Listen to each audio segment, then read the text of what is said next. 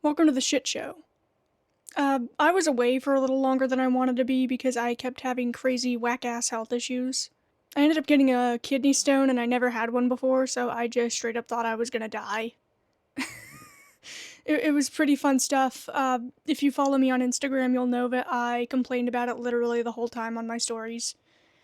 Anyways, today we're going to be talking about some of the interesting and somewhat forgotten things that 80s goths did with their makeup and their hair. It's not going to be a complete one-to-one recreation, but I asked some of my older friends what they did back in the day, and I looked around for some old tips, so I figured it would be cool to showcase some of those since we didn't always have access to the kinds of makeup that you see on younger goths today. I actually filmed this video once before, but I lost the footage because my camera decided to tell me to go fuck myself. So I did it all over again because I was committed to the bit and I already told everybody that I was gonna do it, so kinda had to. I'm trying something a little different with my film setup, as in I literally just set my camera up on my bed pointing at me while I was doing this kind of like half blind. Because I can't see super well without my glasses, but I can't really do my eye makeup while I'm wearing them, so sorry if the angles are a little janky or not super clear at certain points. I will say right now that my application skills with this aren't the best because it's new, but I feel like that kind of adds to the authenticity here because nobody who was around in the 80s gave a shit if their eyeliner was perfect because they were just gonna party and crash in that shit anyways.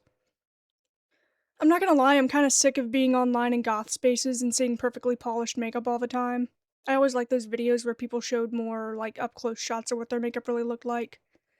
I know that's a kind of terminally online take of me, but I don't have community where I live, so you guys are just gonna have to deal with it. It feels very much in the goth ethos to not care as much about how your makeup looks. And that's not to say that I don't think that skilled people are wrong for showing those skills off, and I hope people don't take that wrong. But I also think there's certain freedom in being kind of shit at makeup and just doing it because you thought it was fun to do without caring if it's camera ready or not. Because holy shit, social media is fucking garbage, and it's really easy to make your fucking self esteem just like plummet. As per usual, starting off on my makeup bullshit, I primed my face. Nobody that I talked to mentioned that they used primer in their own routine, and I don't think it was super common prior to the 2010s to do that, or at least not that I had ever seen, like, in general. I was a late bloomer with makeup, and people here don't really do, like, full glam, so I could be wrong about that. If I am, feel free to tell me in the comments. I'm using primer anyways just because I like it. I always start work on my eye makeup first, which some people have told me is weird. I do that mostly because I'm a dumbass, and if I make mistakes early on in the process like this, it's way easier to fix it without messing up the rest of my base. I usually use concealer to prime my eyelids, and then I set them with a light eyeshadow if it's a similar color. However, this is where we get into the first interesting 80s goth tip that I learned. People used cornstarch to set makeup. I tried this before in my first video before it got sent to super giga hell by my camera fucking up, and I was fucking shook by how well this worked as a setting powder. I also heard that people use baby powder too. The drawback of cornstarch is that it can give off flashback on camera, which you do see occasionally in old photos of people, and it can break you out if you're sensitive to it. You'll see a little bit of flashback unintentionally as an example here too, because I don't see it super well in person, but my camera is petty and it won't let my blunders slide. The specific look I'm going for isn't based on anyone particular, but doesn't seem too out of the realm of possibility. I like keeping my dark outline in my makeup a lot of the time, and I kind of refuse to let it die. The main shade that I picked looks very purple on camera, but it has more of a red tint in person. I also picked a shimmer shade on my lid and my inner eye. People in the 80s were particularly fond of glittery, kind of frosty metallic shades of eyeshadow, so I don't imagine it would be out of the realm of possibility for goths to wear it too. I often feel like younger goths especially have this image that everyone back then only existed in black and white based on old photos and the new tradgoth trend, when that's far from how people actually looked. Goths then wore and still wear a variety of bold, often loud, and super garish colors. The black and white look did exist to a degree, but nobody had the crazy nose contours or availability of products to achieve those looks like we have now. I don't even think they knew what contouring was, to be honest. Nobody mentioned that they did it back then when I asked. Moving on to eyeliner, people often apparently use lighters to get a kind of more gel-like smooth effect rather than the shitty waxy one that you usually see with pencil liners. I don't recommend you try this because you see me doing it here. We have better, way safer options now. You do not need to do this.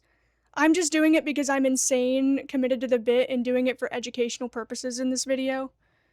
I also heard that Wet n Wild was super popular during the 80s period. People would use their eyeliner as intended, but they'd also use it to line their lips at times, or even as a black lipstick if they didn't have it, since there weren't a lot of good options for it back in the day. Liquid eyeliner wasn't as hugely popular, but it did exist too. I'm still using a bit of it because I low-key scared the shit out of myself with the lighter and my pencil, so mind your business. Fake lashes weren't as common, so people often layered mascara on, like, all the way up to God. Spider lashes for days. Some people did wear foundation, but it was also very common to go without. And some of my older friends to this day still don't wear it unless they're like trying to do something interesting. I'm wearing foundation for this look because I still want to show off the cornstarch because it's super goated. I wore this shit for hours afterwards and my makeup didn't budge, so I am now a cornstarch simp. White foundation, like what we see today, wasn't as commonly incorporated and was more common with people who had access to stage makeup, or sometimes that icky feeling white costume face paint like you'd see on someone that's an absolute menace like Nick Fiend. This is kind of an unrelated side note, but kind of important to know. I generally choose to forgo a white base in most looks deliberately because I don't like that it's being pushed recently, that it's a necessity for goth looks, or that people must make themselves paler in some way. That's never been required for goth, and if someone doesn't want to do it for any reason, they don't have to, and anyone who says otherwise is a dickhead whose opinion means jack shit to worthwhile goths. This philosophy probably doesn't mean much coming from me as somebody who's an already ghostly pale ginger, but I'm willing to put my money where my mouth is on this one and go with my natural skin tone, whatever it is. It feels a bit hypocritical in my opinion sometimes when certain goth creators say you don't need the white base or you don't need dark hair or whatever to be goth, but then they themselves have never shown what anybody looks like without those things. Does that make sense? I concede maybe I'm being an asshole on that one and you guys can tell me to fuck off in the comments if you think I'm being kinda unreasonable, but that's often kinda how I see it. Anyways, moving on to eyebrows and blush. Eyebrows were often bold and dark, and thank Christ for that because I have nothing else to work with if not some strong brows. For my blush, I opted to use the same shade I used for my eyeshadow. People blushed the fuck out of their faces back then, and in black and white photos, that's what often comes across as that sort of gray contour look that people emulate nowadays. But in reality, it was just people looking kinda like Frankenfurter. The lipstick I'm using is just gonna be a really bold red lip. Some people lined their lips, some people didn't. I'm not going to, just because I thought the bold, bright look was neat. Otherwise, I often use a black lip liner or my eyeliner outright, which people also sometimes did.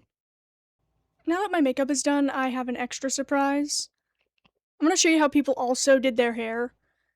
Crimping the hair is great for an 80s look, and the fluffy texture helps hold things like spikes or teasing way better regardless of length. So once my hair is fluffed out, I actually prepared some sugar and hot water as a sort of DIY hairspray, but people also specifically used hairspray like Aquanet or sometimes soap or glue to hold up their hair. Hairspray was also sometimes used to set makeup, but I wasn't willing to try that one because Lord knows, I already inhale enough of it that I probably have lost 5 years off my lifespan. My V-bangs are not cooperating, but we're gonna ignore that. Afterwards, it's just a matter of teasing and layering the sugar water spray. It can get pretty sticky if you're touching your hair a lot. For fluffy hair, I feel like this one is less ideal. I just wanted to show it off as an option. For shaping hair, this might be great if you can stand the stickiness, but otherwise, we have modern options nowadays that you can just use. I'm dumb and forgot to set up my camera landscape style for some final shots since I wanted selfies. So this last bit is a little bit janky. But here's my outfit and my final look. I hope this was at least kind of informative and maybe nostalgic. If you're a goth that watches this channel, you should tell me some neat stuff you used to do with your makeup or stuff you currently do. And that's all I got for you guys in this one, and I'll see you in the next one.